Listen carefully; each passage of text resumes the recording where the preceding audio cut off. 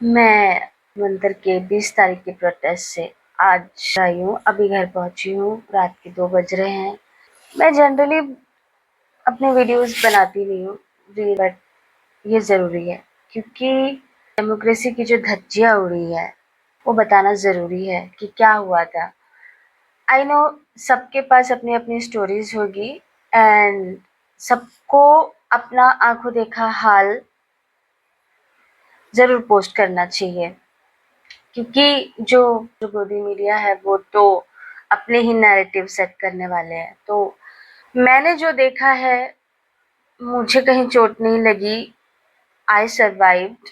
19 तारीख को सब कुछ सही चल रहा था। मैं शाम आई थिंक 6 या 7 बजे तक थी वहाँ पे। मॉर्निंग होते-होते पता नहीं क्या हुआ है, इतना केओस हो गया है, मेट्रोज़ की सारी लाइन्स बंद कर दी। हमारे कुछ फ्रेंड्स आने वाले थे, कुछ दूर-दूर से लड़कियाँ आ रही हैं, चाहे आसाम से बोलो, बैंगलोर से बोलो, वो सब आने वाले थे। क्योंकि बहुत से लोगों के लिए दिल्ली नया था। They all were stuck. They had no idea what to do. क्यों मेट्रोज़ को पूरा लॉक कर दिया गया, वहाँ का एग्ज़िट पूरा बंद कर दिया गया था। जंतर मंदिर तो डायरेक्टली हम पहुँच नहीं पाए। बैरिकेड्स यहाँ-वहाँ लगे थे, वो तो गनीमत हमारे ऑटो वाले ने, हम जिस रिक्शे में आ रहे थे, उसने पुलिस को चकमा दिया एंड ही वाज़ लाइक कि हम मेट्रो जा रहे हैं, जंतर मंतर नहीं जा रहे हैं। तो वहाँ से हम निकल गए। तो करीब-करीब जहाँ तक भी बैरिकेड था नियरेस्ट, हम वहाँ तक जा पाए। बट उस हम लोगों को कुछ पता नहीं, वहाँ पे कोई लीडर नहीं था क्योंकि शायद से अभिजीत दीप के अंदर थे जंतर मंतर पे, वहाँ पे अंदर एंट्री नहीं थी, एंट्री थी बट रोका जा रहा था वॉलंटियर से क्योंकि कहीं से सुनने में आया था कि किसी बैरिकेड में करंट चला गया है। वो किस वजह से चला गया है, कोई तार कट गया है या पर्पसफुली डाला गया है करंट, नो आइडिया। तो उस साइड की एंट्री वो लोग अवॉइड कर रहे थे कि हम वहाँ से ना जाएँ, अननेसेसरी कुछ भी डैमेज हो सकता है, इंजरी हो सकती है। तो हम लोग खड़े थे। जो भी बोला जा रहा था अंदर से कोई आवाज़ हम तक पहुँच नहीं रही थी। काफ़ी घंटे हो गए हम लोग वहीं थे, आधा घंटा हो गया, 1 घंटा हो गया। फिर बाद में कहीं से बोला गया कि ठीक है आगे बढ़ो क्योंकि जो ऑब्जेक्टिव था वो संसद तक मार्च करना था। थोड़ा सा स्टक होते थे, अपने आप ही जो क्राउड था वो मूव करना शुरू हो जाता था। एक पॉइंट ऐसा आया जहाँ पे काफ़ी देर के लिए क्राउड रुक गया।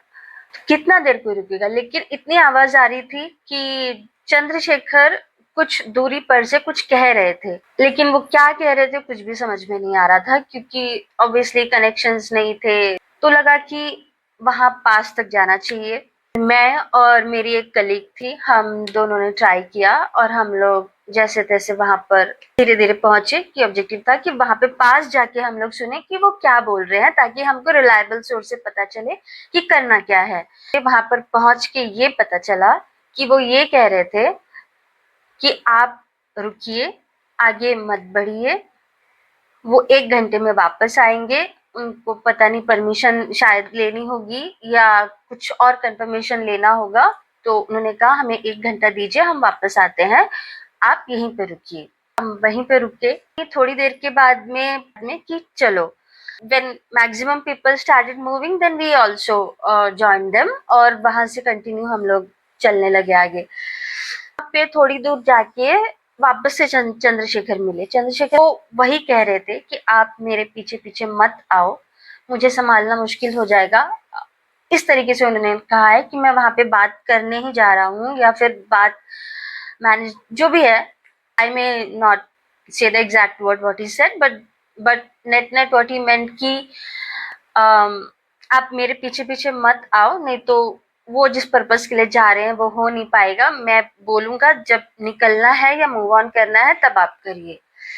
देन वी अंडरस्टूड कि नहीं वी शुड वेट।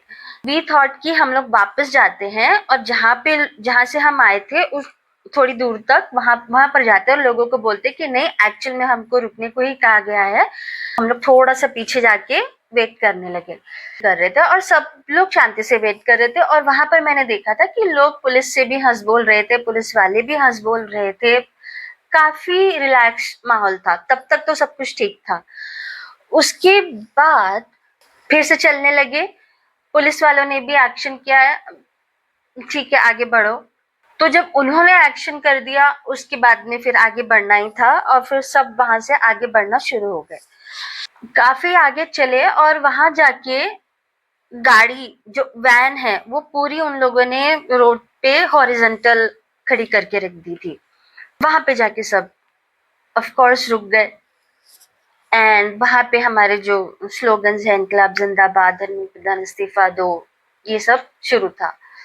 हम लोग वहां पे वेट कर ही रहे हैं क्योंकि हम बीच रोड में थे, तो वहां पे थोड़ा सा सफोकेशन हो रहा था। तो मुझे लगा कि हम लोगों को जो फुटपाथ होता है, साइड लेन जो होती है, वहां पर चले जाना चाहिए, शायद थोड़ी सी हवा मिलेगी। तो मैं और मेरी जो कलीग थी वो हम दोनों साइड में हो गए और वहां पे हम लोग खड़े थे। थोड़ी देर में किसी ने कहा कि जलन सी होनी शुरू हो गई है, शायद इन लोगों ने आंसू गैस छोड़ी है। मुझे थोड़ा लेट सेंसेशन हुआ उस चीज का, मुझे पता नहीं चला अचानक से, बट उनके नोज और आईज में दे स्टार्टेड सेंसिंग इट। फिर अचानक से मेरा भी चेहरा जलने लगा एंड दे सेड कि start wearing the mask and all if you have. तो मेरे पास था, मैंने पहन लिया। क्योंकि वो आंसू गैस छूट रही थी तो फिर हमको स्टेप बैक लेना पड़ा, पीछे होना पड़ा। हम पीछे जाने लगे। Out of nowhere they started doing lathi charge. क्यों पता नहीं, क्योंकि कोई कुछ भी नहीं कर रहा था वहां पे, सब शांत थे। बस उन्होंने लाठीचार्ज जो करना शुरू किया है बहुत बुरी तरीके से। कुछ तो पुलिस वाले थे वहां पे साइड में जहाँ पे हम खड़े थे और वो लोग बोल रहे थे आराम से ही जाओ, बट पीछे से पता नहीं कौन से पुलिस वाले थे, वो कौन से गूंज थे, कौन से गुंडे थे, वो बीजेपी के थे, आरएसएस के थे, पता नहीं। वो इतना ब्रूटली अटैक करने लगे हैं लोगों के जो बीच सड़क में थे उनके, मतलब उनकी आंखों में, उनके चेहरों में देखो तो ऐसा लग रहा था लिटरली कि वो कोई पर्सनल दुश्मनी निकाल रहे हैं। उनको कोई फर्क नहीं पड़ रहा था, लड़की पे लग रहा है, लड़कों पे लग रहा है, कहाँ लग रहा है। लड़कियों को तो बिल्कुल नहीं देखा उन्होंने, कहाँ लग रहा है कहाँ नहीं लग रहा है। लड़कों को तो उन्होंने इंसान माना ही नहीं बिल्कुल। We got terrified but still we manage. But हम लोग भी जिस तरीके से भाग रहे थे, मेरी कलीग का हाथ पकड़ा हुआ था because she was younger than me, तो मेरी थोड़ी सी responsibility, I got that feeling of कि उसको उसका ध्यान रखना चाहिए। और क्योंकि वो मेरे राइट साइड में थी तो पुलिस की लाठी उसको भी लगी है, उसका बैग भी टूट गया है। But she got provoked and she started shouting कि क्यों एक मेल लड़की को मार रहा है। मुझे लगा है where is the lady constable, तुम्हारी वुमेन पुलिस किधर है। But I am like this is not the time to confront, they are, I mean we are not going to get anything, just save yourself at this situation. मैं उसका हाथ पकड़ के भगाते भगाते लेके गई हूँ क्योंकि पुलिस स्पेयर नहीं कर रही थी। वो पुलिस थी क्या थी पता नहीं, वो स्पेयर तो बिल्कुल भी नहीं कर रही थी। और एक लड़के को तो बीच रास्ते में उसकी टांग तोड़ी है।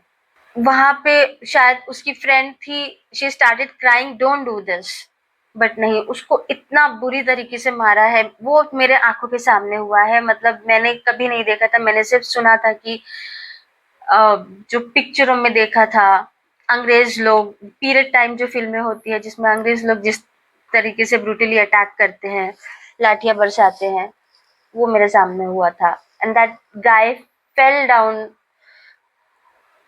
बट उसके चेहरे पे जो अफर्मेशन था वो देखने लायक था, बट वो पेनफुल काफी था देखने के लिए। आगे जा रहे हैं वो और आगे भी नहीं जाने दे रहे थे।